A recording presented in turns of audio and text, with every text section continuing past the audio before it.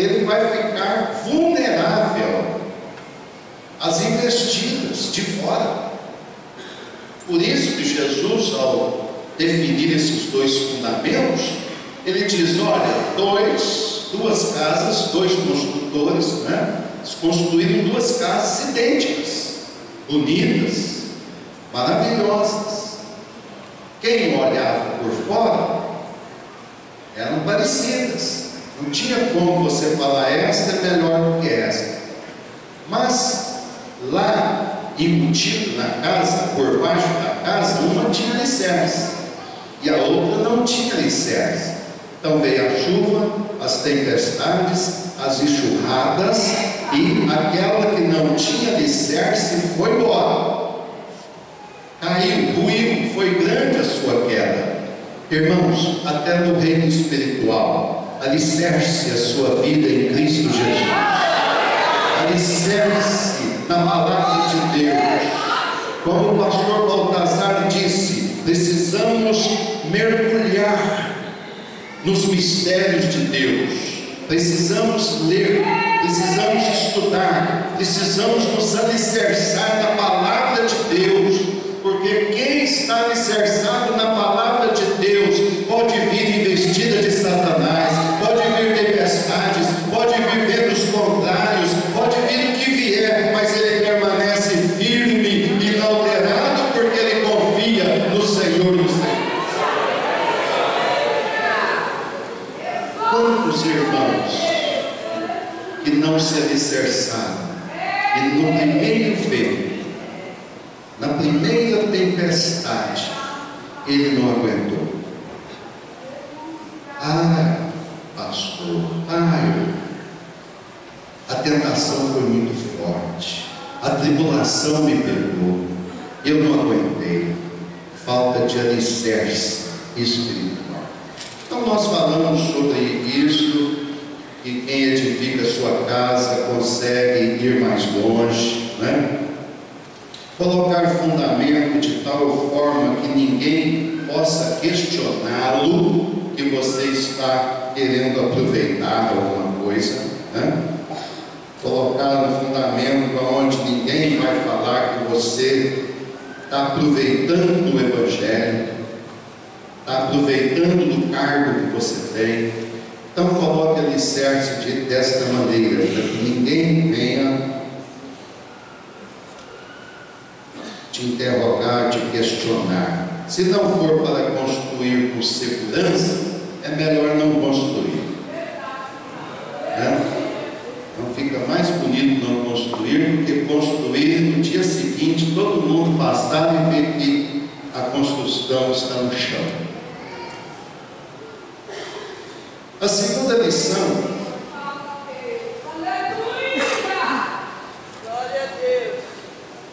nós falamos sobre a insensatez de não se preparar o suficiente. Aí usamos a parábola das 10 virgens para mostrar 5 prudentes e 5 insensatas, loucas. E nesta lição nós explicamos que a caminhada cristã precisa de mais azeite do que pensamos, pois a jornada é longa e a espera poderá ser demorada. Quando nós aceitamos a Jesus, lá no princípio, eu já tenho completando 42 anos batizado nas águas. Há 42 anos alguém me falou: olha, Jesus está voltando. Já se passaram 42 anos e eu não desisti. Eu sei que ele vai voltar, mas poderá ser demorada esta volta. E quem não tiver azeite suficiente, quando o noivo voltar, muitos já terão as suas lamparinas apagadas. Então há necessidade do crente buscar mais azeite, não ficar sem azeite. Azeite é o símbolo do Espírito Santo, e ninguém pode viver espiritualmente sem o Espírito Santo. A ser total. Ninguém pode se preparar pelas metades. Ninguém pode se preparar meia boca, como diz por aí. Ou se prepara condignamente ou não se prepara. Nós temos mania de algumas coisas nós obedecermos ao pé da letra e outras nós deixamos para lá, como se não tivesse valor. Ou o crente se prepara integral para Deus, ou é melhor abandonar, porque quem estiver meio preparado não vai subir. Ou se prepara ou não prepara, irmãos. Crente em Jesus não tem meio termo. Não é meia pedra e meio tijolo, não. Ou é tijolo ou é pedra, né? Ou é crente ou não é crente. Precisamos entender isso, né? Orientar que a reposição de azeite deve ser continuada, e a prudência exige levar azeite de reserva sobressalente. O crente precisa ter uma campainha do lago de azeite. Aonde for tem azeite. E o azeite, como nós vimos na parábola, o azeite é nominal, individual e intransferível. Eu não transfiro meu azeite para você, e nem você transfere o seu azeite para mim. A parábola é bem clara: dá-nos um pouco de azeite, porque as nossas lamparinas estão se apagando. Não, eu não posso te dar, senão vai faltar para mim. Antes, vá e compre aonde estão vendendo. E hoje, ainda estamos vivendo na graça, ainda se compra azeite. Quem quer comprar azeite aí? Está no ponto, está no momento certo. É o momento de se abastecer de azeite. Não deixe, meu irmão, faltar o azeite, em nome de Jesus. Falamos nós também sobre a vigilância, e a falta de vigilância põe tudo a perder, tudo a perder. Por isso que o versículo diz primeiro, vigiar, para depois falar orar. Vigiar e orar. Por que vigiar? Irmãos, tem gente que arranha o joelho todinho, passa o dia em oração. É a pessoa que mais ora na igreja, mas quando ele levanta, ele joga fora toda a oração dele. Pode orar 23 horas e 55 minutos por dia. Se em 5 minutos ele levantar e começar a falar mal da vida do irmão, mal da vida do pastor, mal do obreiro, mal do líder, você jogou por terra toda a sua oração, não valeu de nada. É uma vigilância. Tem que ser acompanhada da oração, mas a vigilância tem que ser o tempo todo. O tempo todo. A pessoa não adianta estar aqui na igreja, orar, orar, orar. Quando sair ali na rua, ver principalmente os homens, ver uma pessoa descomposta e seguir com os olhos e o coração lá, você já está jogando tudo por água abaixo. Não aproveita nada da oração. Então, vigiai e orar. Eu ainda digo mais aqui que as semelhanças dos que estão dentro da igreja parecem com o crente, se veste como crente, mas não tem cheiro de crente. Não adianta carregar a Bíblia debaixo do braço, não adianta se vestir como um anjo. Tem que ter muito cuidado, irmãos. Muito cuidado. Terceira lição, não sei se eu vou conseguir chegar no final da lição. Lição 3: a insensatez de não cuidar primeiro da própria casa. Irmãos,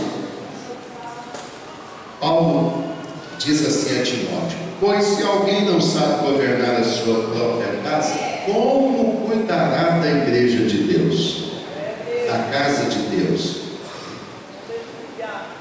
Então, como cuidar da casa de Deus se a sua própria casa estiver desgovernada?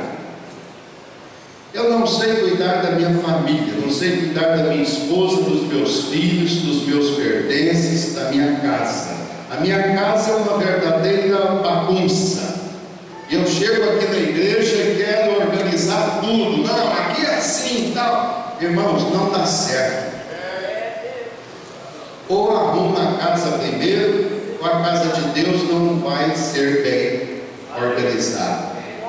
Porque saber governar a própria casa também é um pré-requisito para cuidar da igreja. Se as finanças da sua casa for bagunçada, da igreja provavelmente não vai sair também muito organizada. Se você for, com licença da palavra, porco em casa, a igreja não vai ficar bonita. Não vai. Então, tudo que você é na sua casa tem que ser transferido. Paulo faz aqui, ele faz aqui um paralelo entre a casa da pessoa e a igreja. Você vai na casa do obreiro e veja lá como é. Do jeito que estiver lá, a tendência é trazer para dentro da casa de Deus. Então precisa ter muito cuidado. E ainda diz: se alguém não cuida dos seus, negou a fé. E o maior testemunho que uma pessoa pode ter vem de dentro da sua própria casa. São seus filhos que dão testemunho por você. É a sua esposa, é o seu marido que vai falar quem você é. Porque na rua a gente aparece bonitinho, de terno e gravata. A mulher parece bem vestida, cheirosa. É dentro de casa é que ela vai demonstrar quem ela é, qual o caráter dela, qual o moral dela. É dentro de casa. É eu que preciso falar que aquela mulher que está lá na frente, se ela tem crédito ou não. E ela que vai testificar se eu sou um verdadeiro obreiro do Senhor. Não adianta eu chegar aqui e começar a falar, a pregar, mas ela sabe quem eu sou dentro de casa. Ela sabe o marido que eu represento. Ela sabe o pai de família que eu sou. Então pergunte a ela, não pergunte a mim. E não me olhe pela minha fachada. Não me olhe pelo meu design. Pergunte a minha esposa quem eu sou. Pergunte a ela que tipo de marido, que tipo de obreiro eu sou dentro de casa. Aquela historiazinha que vocês já ouviram mais de 1000 vezes, que os filhos chegou perto do pastor, e estava o pai junto com o pastor, e a família reuniu ali para conversar com o pastor e falou, os filhos disseram assim: papai, por que a gente não muda para cá, para a igreja? Vamos trazer nossa roupa para cá, nossas malas para cá. Que isso, meu filho? Por que isso, meu filho? É porque aqui o senhor é tão educado. Aqui o Senhor trata a gente tão bem. Então era melhor se a gente morasse aqui. Que coisa feia, né, irmãos? Que ministério desaprovado até pela família, pelos filhos e pela esposa. Então o maior testemunho vem de dentro da própria casa. Vamos para a outra lição. Quarto, a insensatez de ajuntar tesouros e não ser rico para com Deus. Sempre que a gente fala nesse texto, alguém fala assim: mas pastor, pastor, é pecado ser rico? É pecado ter bens materiais? Não. É pecado ter poupança recheada? Não.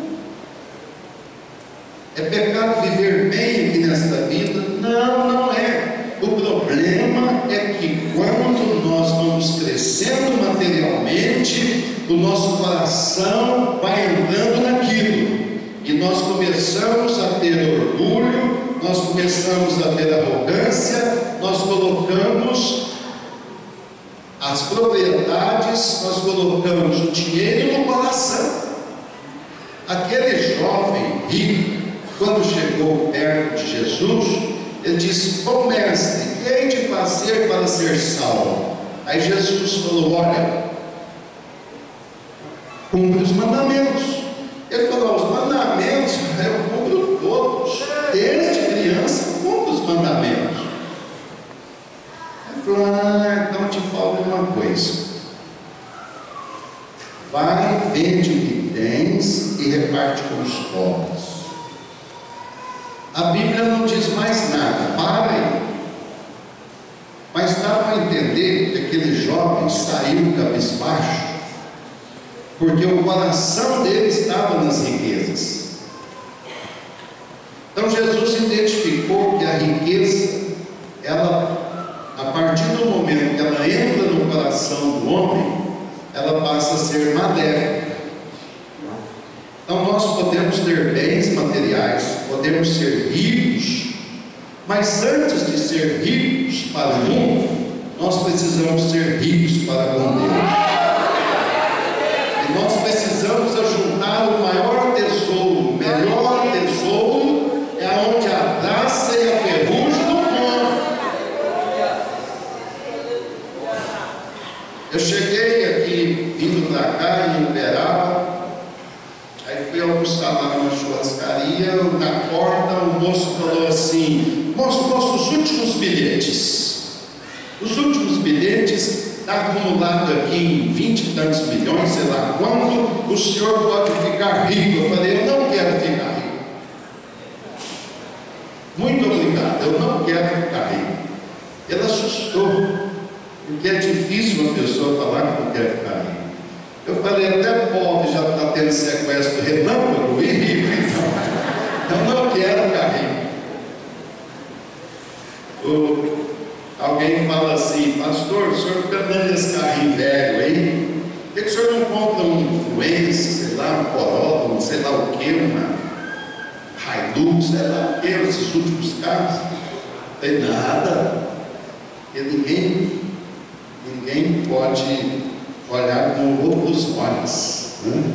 Talvez seja um coitado, né?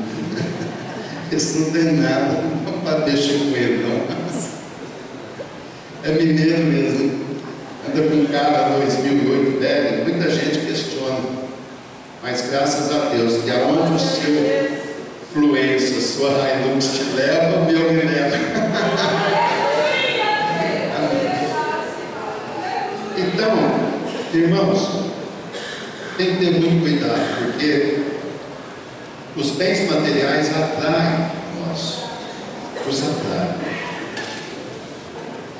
A gente sempre quer um pouquinho mais. Quem tem uma casa quer duas, quem tem 10 mil no banco quer 20. Quem anda num carro mais ou menos quer um carro última geração. Então, os bens materiais, eles vão nos atraindo. E Paulo fala a Timóteo que o amor ao dinheiro é a raiz de todos os males. O amor ao dinheiro, não o dinheiro. O dinheiro é uma bênção, é um meio de troca. Você entrega um papel e recebe um kit de feijão. É um mecanismo do comércio. Mas o amor ao dinheiro, a ganância pelo dinheiro. Jó disse: nu vim para este mundo e nu voltarei. O que ele quis dizer? É de roupa? Não, de pertences, porque ele tinha perdido os bens. Ele falou: olha, saí sem nada do ventre da minha mãe e vou voltar sem nada. O pastor Divino Gonçalves, nosso ex-pastor em Taguatinga, Deus levou, ele dizia para nós: olha, irmãos, ninguém tem um caixão com gaveta para levar pertences nenhum. Ninguém leva pertences. Os pertences, eles só servem para nós curtirmos aqui, gozarmos aqui. Então pode gozar bem, mas não coloque o seu coração, porque a Bíblia diz, Jesus disse que aonde estão os teus tesouros, aí também estará o seu coração, né? Então tem que ter muito cuidado com os bens, né? Porque a gente começa a ficar avarento. E a felicidade do homem humano, ela não pode estar exclusivamente atrelada ao dinheiro. O dinheiro pode até ajudar, mas não dá felicidade. Quantos ricaços que se suicidam, quantas pessoas de bens que tiram as próprias vidas, estão nos consultórios, estão nos divãs aí dos psicólogos, dos psiquiatras, fazendo tratamento. O dinheiro não compra a felicidade, né? Então, Paulo várias vezes ele diz: você tem com que comer, tem com que vestir, tem que ficar insatisfeito, né? Então, os bens, irmãos, tiram a visão do reino de Deus, infelizmente, da maioria tira, né? E os que querem ficar ricos, Paulo diz que caem em tentação e laço. O dinheiro atrai coisas boas, mas também atrai coisas ruins. O dinheiro conseguido de forma desonesta atrai maldição. Tem muita gente que, por causa da herança, mata pai e mãe. Você vê no jornal aí, os filhos matando os pais por causa de um seguro de vida, por causa da herança. Irmãos, é uma miséria o amor ao dinheiro. Miséria. A pessoa faz coisas terríveis. E quantas pessoas querem alcançar o sucesso no dinheiro, nos bens, passando os outros para trás, desviando verba, sonegando impostos, pensando que vai aumentar mais o seu dinheiro, sua poupança, e aí faz falcatruas. É uma coisa terrível. Então cuidado com o dinheiro. O dinheiro é uma bênção, mas pode ser uma maldição também. Lição 5: a insensatez de resistir e não obedecer às autoridades constituídas. Os verdadeiros cristãos nunca divulgam informações negativas da sua igreja, convenção, nem denigrem os seus líderes eclesiásticos, antes os defendem. É uma maldição também falar dos líderes eclesiásticos. Se você não concorda, irmão, fique calado. Fique calado. Porque ser pedra é fácil, difícil é ser vidraça. Quando você é pedra, está quebrando, é igual esses paterneiros aí pelo Brasil afora. Estão quebrando o patrimônio público, quebrando bens privados, né? Bens públicos, tudo. Agora coloca eles lá para dirigir o país, para ver se eles dão conta pelo menos um dia. Jogar pedra é muito fácil. É muito fácil. E agora? Nós precisamos aceitar as autoridades constituídas. A Bíblia diz isso em Romanos 13, independe de quem seja a pessoa. Independe. Se você não gosta do pastor Baltazar, mas respeite como pastor, dirigente, o anjo desta igreja que o Senhor colocou. Eu posso até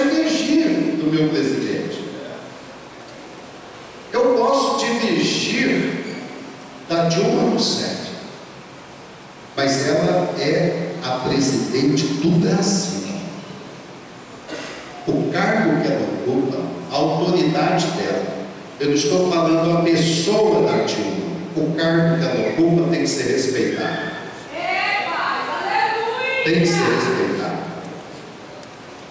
Agora, cada um faz a sua semeadura.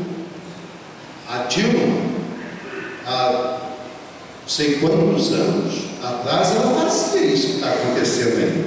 Agora ela está colhendo o fruto que ela plantou. Então, do jeito que você obedecer, do jeito que você fizer, meu irmão, é que vai retornar para você. Se você não obedece os seus líderes hoje, amanhã, quando você for líder, ninguém vai te obedecer também. A maneira da semeadura. Por isso que é melhor obedecer do que sacrificar. O Senhor tem muito mais prazer na obediência do que no sacrifício. Tem gente que quer carregar essa igreja nas costas, carrega essas cadeiras na cabeça, mas na hora de obedecer aos líderes não quer. Não adianta, jogou fora todo o esforço que fez. Porque tem que obedecer. É uma lei, é um princípio bíblico a obediência. E ninguém pode quebrar este princípio, sob pena depois de ter que responder. A rebelião é uma maldição, a insubmissão é uma afronta.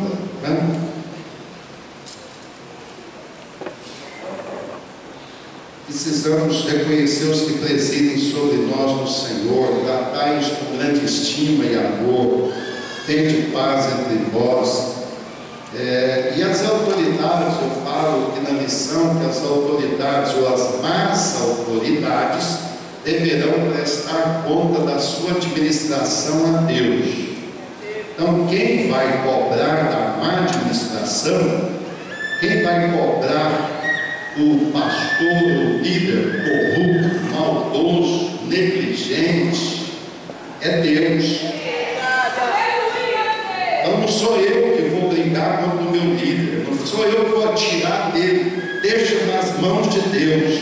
Deus sabe a hora de fazer as coisas. Se vocês se lembrarem da história de Davi com Saul, Saul já estava rejeitado por Deus, não obedeceu a Deus lá nos Amalequitas, não obedeceu. Deus manda ele matar o rei Acabe, matar tudo, não trazer nada, mas ele vai lá, protege o rei, traz alguns pertences, umas vaquinhas gordas, e desobedece a Deus. Fora outras desobediências. Deus já tinha rejeitado Saul. Davi já tinha sido ungido rei, mas ele espera 20 e poucos anos, diz os historiadores, para assumir o reinado. E uma vez ele teve para Saul na mão, e Saul o tempo todo perseguindo, querendo matar Davi. E o dia que Davi com os seus valentes teve com Saul na mão, os valentes disseram: por que você não cravou o Saul que te persegue? Ele falou assim: quem sou eu? Eu não vou levantar as minhas mãos contra o ungido do Senhor. Mesmo sabendo que Deus tinha rejeitado Saul, ele não ousou cravar a sua lança em Saul. Ele deixou nas mãos de Deus, pois Saul, ele próprio pulou em cima da espada, e quando estava agonizando, os soldados veio e terminou de matar, mas ele mesmo procurou a sua destruição, não precisou de ninguém fazer isso. Então, queridos, as más autoridades, as corruptas, as que não sabem administrar, deixam na mão de Deus. Deus vai cobrar. Lição 6: a insensatez de não honrar e não obedecer aos pais. Há um mandamento com promessa em Efésios 6:2: honra teu pai e a tua mãe, que é o primeiro mandamento com promessa, para que te vá bem e viva muitos anos sobre a face da terra, tenha longevidade, né? Irmãos, muitos filhos reclamam: por que eu estou vivendo assim? Por que na minha vida nada dá certo? Por que eu estou passando por essas dificuldades? Por que só eu? Eu vejo meus amigos se darem bem. Por que está acontecendo isso comigo? Vai examinar lá atrás o que você fez com seu pai e com sua mãe. Uma simples resposta maldosa. Não adianta, querido. É uma lei da semeadura também. O que você está fazendo com seus pais, os seus filhos vão fazer exatamente o pior com você, né? Hoje os filhos chamam os pais de quadrado, anacrônico, obsoletos, demodê, fora de moda. Irmãos, nós precisamos compreender que cada um está numa geração diferente.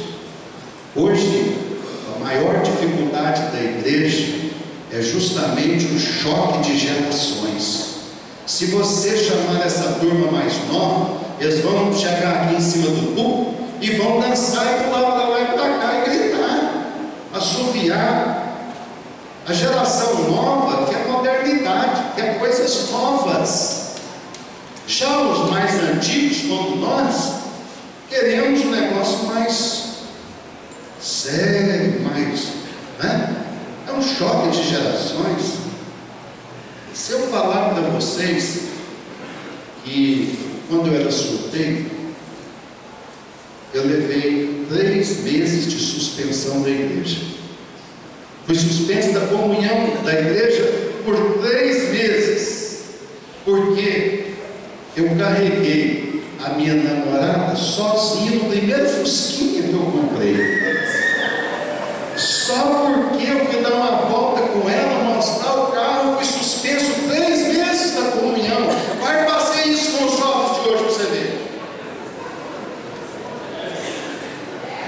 Eu não podia sair na rua de mão dada com a namorada, porque você era suspenso da comunhão da igreja. Hoje viajam até sozinhos. É uma luta, né?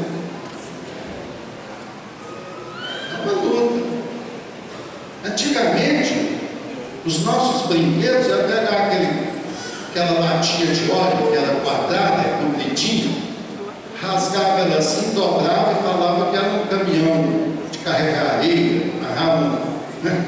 Colocava umas rodinhas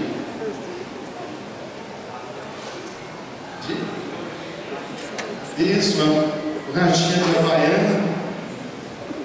Aquelas piloquinhas, não sei se alguém aqui chegou a brincar com aquelas piloquinhas, aquelas enfincas, aquele negócio que bate no chão e risca, fazer uma. Eu brincava era disso. Hoje você chega perto de uma criança de 5, 7, 9 anos, ele está com iPad, iPod, iPod, tudo quanto é. Ele não brinca mais no chão, o negócio dele é a sofisticação. Isso tem acontecido até com os crentes dentro da igreja, que traz os iPod, iPad, iPod, tudo para dentro da igreja e fica só mandando torpedo e brincando dentro do negócio, tirando a reverência do povo. Tem muito cuidado, né? Muito cuidado. Então, honrar pai e mãe, vá bem, viva bem, né? Obedecer os pais, honrar os pais, não desamparar os pais na velhice. A Bíblia diz isso, queridos. Hoje os filhos, a primeira coisa que faz é procurar um asilo para colocar os pais. Lar dos velhinhos, deixa ele lá, deixa ele morrer. Você vai ver quando você ficar velho também se não vão te colocar. Cuida bem do seu pai e da sua mãe. Eu, graças a Deus, sou uma pessoa feliz, abençoada por Deus. Eu nunca falei uma palavra que desabonasse os meus pais. Eu nunca desonrei a minha mãe. Eu nunca falei que ela era quadrada, que ela era isso ou aquilo outro. E sou feliz, graças a Deus. Deus já recolheu os meus pais, mas eu ainda estou gozando da felicidade de ter tratado eles bem. Então trate o seu pai e a sua mãe com dignidade, querido. Não desampare os seus pais, aceite os conselhos dos pais, aceite a correção dos pais, aceite o seu pai te ensinar. Os filhos não podem amaldiçoar os pais, os filhos não podem zombar dos pais, os filhos não podem envergonhar os pais. Reconheça que o seu pai e a sua mãe viveu na década de 50, de 60, de 40, e você está em 2013. Hoje é totalmente diferente. Então acho que tem que haver um respeito mútuo, tanto os pais reconhecendo que mudou, quanto os filhos reconhecendo que os pais viveram em outra geração. Então um respeito é muito bom e faz bem para a saúde. Lição 7: a insensatez de falar o que vem à boca. Misericórdia. Não saia da vossa boca nenhuma palavra torpe, mas só que for boa para promover a edificação, para que dê graça aos que a ouvem. O descontrole emocional leva a pessoa a falar coisas impensadas, fora de hora e para pessoas erradas. Eu me lembro aqui no texto, quando Jó estava sofrendo, não tinha mais o que perder, saúde debilitada, totalmente passando por coisas terríveis, e quem mais esperava, que naquele momento ele precisava de um apoio daquela pessoa que vivia ao lado dele, pois aquela pessoa chega e fala: Jó, você ainda guarda a tua fidelidade a Deus? Amaldiçoa o teu Deus e morre. Ele falou: olha, você falou na hora errada. Você falou que não devia falar. Quando eu mais precisei, você faz isso comigo. Receberíamos nós as bênçãos do Senhor e não receberíamos também isso que está acontecendo sobre nós? Você está falando como uma louca, como uma doida. Tem hora, irmãos, se nós não tivermos cuidado, nós vamos falar igual um louco por aí. Tem que fechar a boca. Boca fechada não entra mosca, não entra mosquito. O peixe morre pela boca. Então tem muita gente falando fora de hora, falando para quem não deveria falar. E tem coisas que também é só para pensar. Pensar não é sinônimo de falar. Já pensou se nós falássemos tudo o que nós pensamos? Que coisa terrível seria. Quantos pensamentos nós precisamos abordar? São pensamentos malignos, são pensamentos de desaprovação, são pensamentos que maltratam nós e as outras pessoas.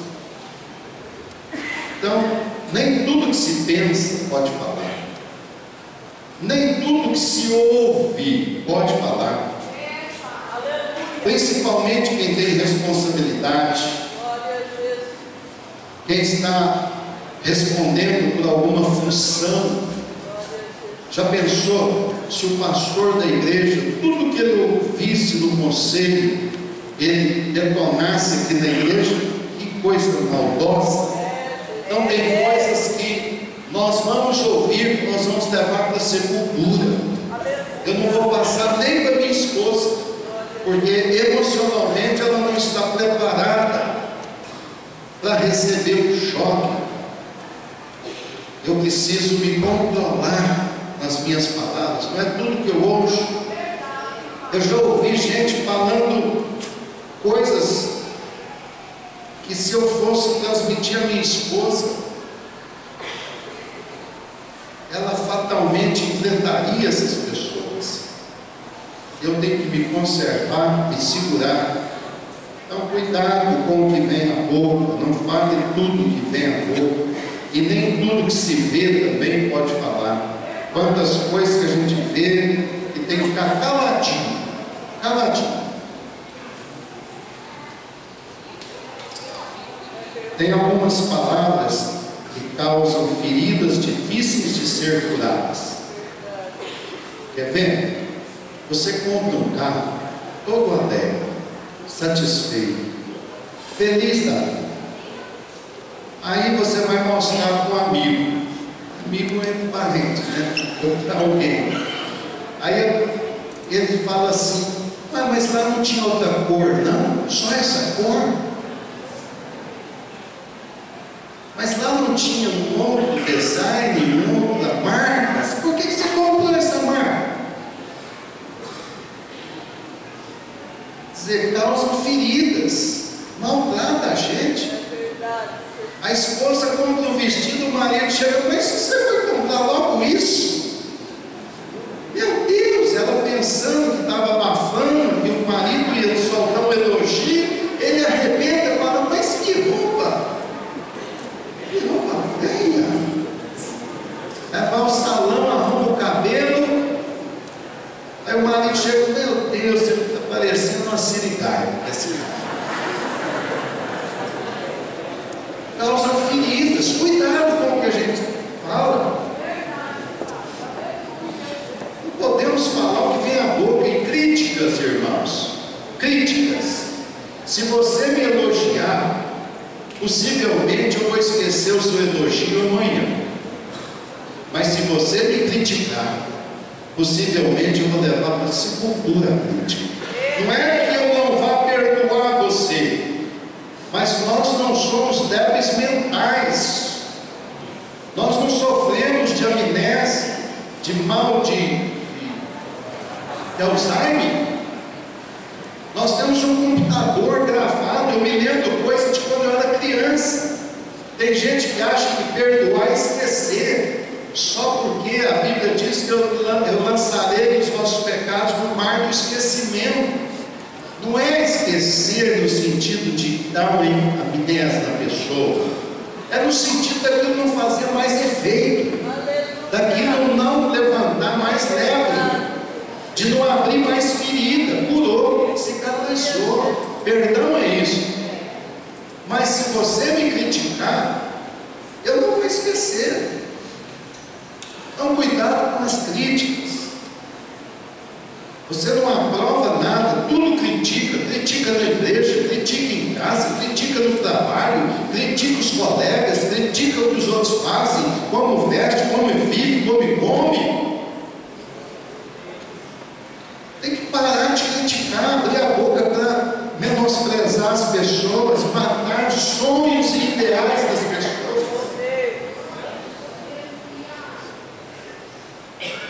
A morte e a vida estão no poder da língua, diz a palavra de Deus, e Jesus diz que toda palavra vil, torpe, toda palavra vã, infame, que o homem pronunciar terá de prestar conta delas. Então toda conversa, toda palavra torpe, toda palavra leviana que sair da nossa boca, nós vamos ter que prestar. Não pensa que, eu falei, está falado. Não, vai ter que prestar conta. E outro, cuidado com o que fala, porque tudo que eu já falei aqui, do início até agora, eu não consigo mais pegar todas as palavras e colocar dentro da minha boca de volta. Eu não consigo.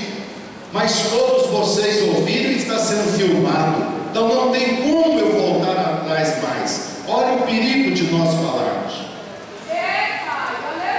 Até as paredes têm ouvido. Cuidado com os falatórios nos corredores, atrás da parede, atrás das cortinas. Pensa que ninguém está ouvindo. O Espírito Santo está ouvindo. O Espírito Santo está de olho em nós, está filmando, está gravando todo o nosso procedimento. Então cuidado com a língua solta. Falar o que quer. eu falo o que quero, eu estou com a verdade. Irmãos, a verdade não é para matar ninguém. Diz que conhecereis a verdade vos libertará. A verdade liberta, não mata.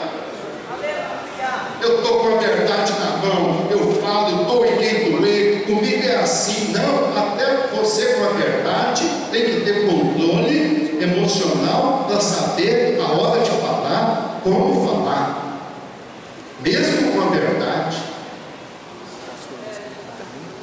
A verdade liberta, não mata. Liberta, a verdade não é para trucidar a pessoa, é para abençoar. A verdade veio para abençoar. Lição 8: a insensatez dos desvios na adoração a Deus. Conscientizar de que a verdadeira adoração não é somente nos cultos, com louvor que sai da boca, mas com a própria vida diante de Deus e das pessoas. Tem gente que pensa que adorar a Deus é só vir aqui para a igreja, abrir a boca e cantar e levantar os braços. O maior louvor, a maior adoração a Deus é a vida cotidiana. É lá onde você anda, é lá no ônibus que você pega, é lá no seu serviço, é dentro da sua casa. É a minha vida diante de Deus, no altar de Deus, é a maior adoração que Deus quer receber de mim. Não adianta eu vir para a igreja e oferecer algo externo para que todo mundo pense assim: poxa, como ele é espiritual, olha lá, que pessoa, ele está adorando a Deus, mas ninguém conhece, ninguém sabe da vida dele, ninguém sabe por trás das paredes, as tramóias, ninguém sabe o que ele pensa, o que ele faz. Não é a minha coreografia que vai determinar se eu estou adorando a Deus ou não. Por isso que muitos pregadores chegam e correm para lá e para cá e faz você se movimentar, fica em pé, não sei o que, corre para lá e para cá, queridos, dá uma glória a Deus aí, dá uma aleluia, faz não sei o que, irmãos, é a palavra de Deus que sacode a pessoa, é a palavra de Deus que mexe com o coração das pessoas.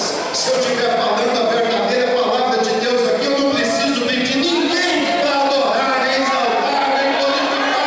Você, onde você estiver, você vai levantar a sua mão e vai adorar a Deus, porque é a palavra de Deus que está sendo ministrada.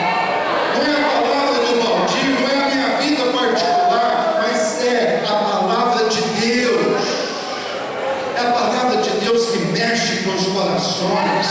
Se você vier à igreja e nada mexer com você, não valeu a pena vir. A palavra de Deus tem que mexer com você, tem que falar no mais profundo do seu ser. Eu nunca pedi ninguém para ficar glorificando nem pulando. Se você sentiu de Deus, você faz isso involuntariamente. Nós temos que ensinar a igreja sim a ser adoradora, mas quando a palavra é ministrada, lá no final a pessoa sente que a palavra está sendo ministrada. Quando aqueles dois discípulos no caminho de Emaús, de repente apareceu uma terceira pessoa e foi do lado deles conversando. E quando chegaram na aldeia, que eles entraram e chamaram aquele homem que estava junto com eles para entrar, e no partir do pão, aí abriram os olhos, viram que era Jesus, e falou, quando eles conheceram Jesus, Jesus desapareceu. Aí um disse para o outro assim: quando ele falava pelo caminho, não ardia os nossos corações? Quando a palavra de Deus é ministrada, com sinceridade, com honestidade, ela arde no coração. Ela arde no coração. Então a verdadeira adoração, ela parte do interior e não do exterior. Você nunca pode falar com uma pessoa que está pulando e gritando, correndo pelos corredores, que está em verdadeira adoração a Deus. Você não sabe. Só quem sabe que se está adorando a Deus em espírito e verdade é o próprio adorador, se ele está fazendo aquilo com convicção, com o coração contrito e quebrantado diante de Deus, e o próprio Deus que está recebendo ou não a adoração. Eu não consigo saber aqui quem é verdadeiro adorador nesta manhã. Espero que sejam todos, mas eu não consigo vislumbrar isso, não consigo enxergar. Adorar a Deus em espírito e em verdade. Irmão, se adora a Deus é em espírito, não é na carne. Tudo isso que eu falei, a parte da coreografia externamente, isso é no corpo. Agora é o espírito. E eu tenho falado o seguinte, que cada um expressa as suas emoções de forma diferente. Eu não sou contra quem pula, quem sai batendo palmo dentro da igreja, não. Se esse é o jeito que você exprime as suas emoções, expressa as suas emoções, tudo bem. Não pode estar fazendo isso é para se aparecer.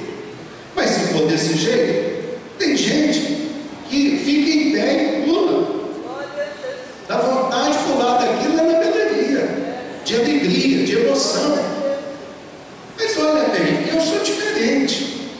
Eu estou sentado ali e alguém está ministrando a palavra de Deus, e aquela palavra mexeu comigo, eu começo a chorar, começa a cair as lágrimas, literalmente, eu chorar no interior, no coração. Eu sou diferente, então cada um exprime as suas emoções diferente do outro. Eu não posso chegar aqui e pedir que todo mundo me copie. Vamos fazer isso? Não, deixa que cada um expresse as suas emoções do jeito que ele é. Eu não posso ordenar. Por isso que hoje não aparecem mais pregadores, não aparecem mais ministradores da palavra.